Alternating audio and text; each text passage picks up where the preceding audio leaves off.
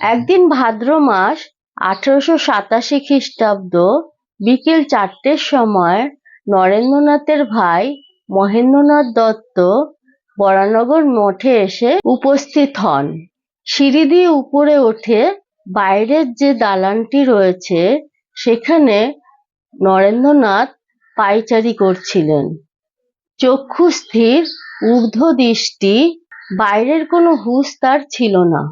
অভ্যাসবশত তার পাগুলি শুধু পায়চারি করে যাচ্ছিল, কিন্তু প্রতিটা পদক্ষেপ তার সমানভাবে চলছিল, সেখানে 1 ইঞ্চি কম বেশি হচ্ছিল না। মুখ ভয়ঙ্কর তেজপূর্ণ, শান্ত ও দুষ্প্রেক্ষ।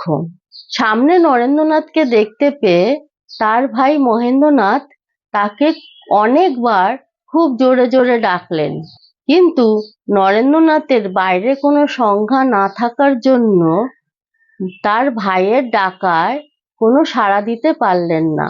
নরেন্দ্রনাথের দিক থেকে কোনো সাড়া না পেয়ে মহেন্দ্রনাথ দত্ত একটু ভয় পেয়ে গেলেন।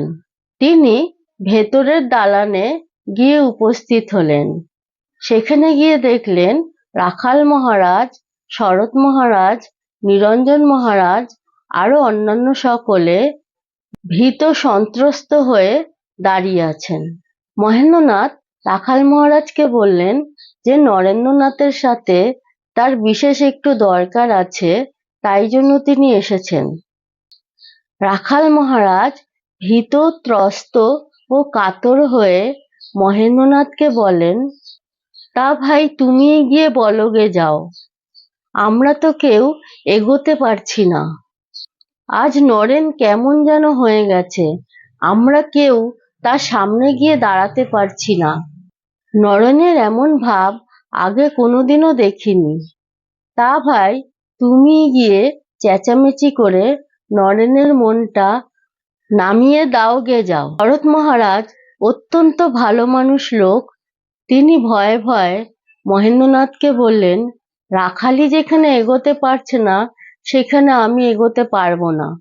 শরৎ মহারাজ আরো বললেন, আজ দুপুর থেকেই নরেন কেমন একটা বাঘের মতো হয়ে গেছে, আমরা তার কাছে কেউ এগোতে পারছি না।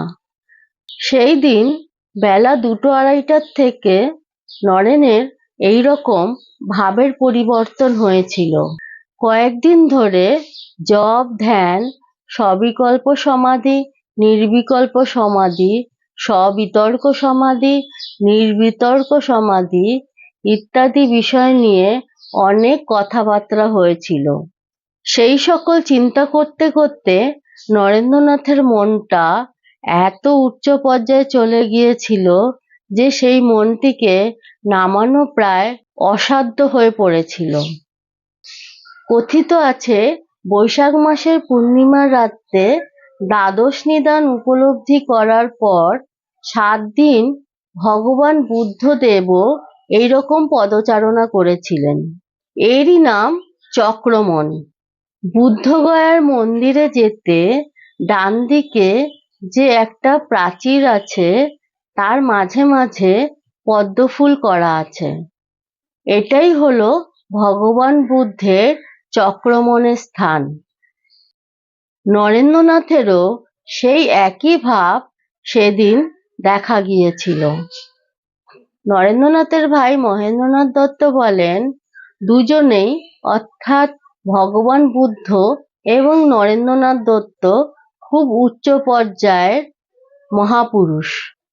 চক্রমণকালে দুজনের মনে কি ভাবের উদয় হয়েছিল সেটি মহেন্দ্রনাথ দত্ত বুঝতে পারেননি।